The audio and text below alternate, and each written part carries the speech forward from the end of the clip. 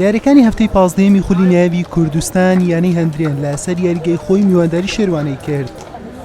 یانەی شێروانەی کۆتایی ڕیزبەندی لە نیوە یەکەم زۆرترین جار هێرشی بردە سەر گۆڵی هەندرێن.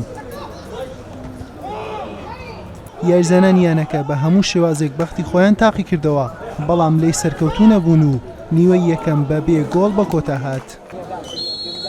لا نیوەی دووەم شێروانە بە هەمان شێواز ڕووی کردەوە نێو یاریگا تا لە خولەکی 72 ئەرکان ڕەحیم سوودی لە تۆپێکی هەڵۆ فایقی هاوڕێی بینی و گۆڵی یەکەم و پێشکەوتنی گۆیانەکەی تۆمار کرد.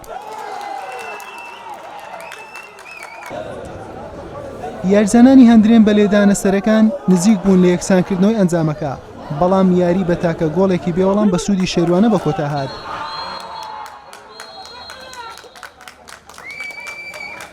سپاس بۆ خوا، پێش هەموو شتێ سپاس بۆ خوا ئێمە توانیمان ئەمڕۆ لە دەرەوەی یاریگای خۆمانە سێ خاڵیگرن بەدەست بێنین. ئێمە ماوەیەکی زۆرە خەسارە ئەکەین بۆ ئێمە یارە توانیمان فۆزکەین الحەمدولله.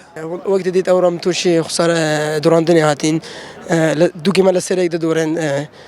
مدربمان گێمەی دیتر تەڕت کرا، ئەو بووە سەبەب ئەوڕۆ ئەو خەتای وادی لەناو مەلعەبەش نەخۆش وەک دی دەزانن نەمانتانی ئەو خەتەی بجێبینن. دەوری زۆر مایە، ئینشاءالله تعویزانە و یاری دەکەن، ئینشاءالله بشین یاری داهات و تعویزە و یاریان نەبکەین و بگەینە ڕێچکەی و سەرکەوتن و بەدەستبێنین ئینشاءالله. شێروانە دوای زنجیرێک ئەنجامی خراپ سەرکەوتنێکی دیکەی تۆمار کردو، دووەم سەرکەوتنی لەم وەرزە بەدەستێنا، بەڵام هەر لە خانەی کۆتایی ڕیزبەندە بە 12 خاڵ و هەندرێنیش بە 15 خاڵ لە خانەی نوێمی ڕیزبەندیە.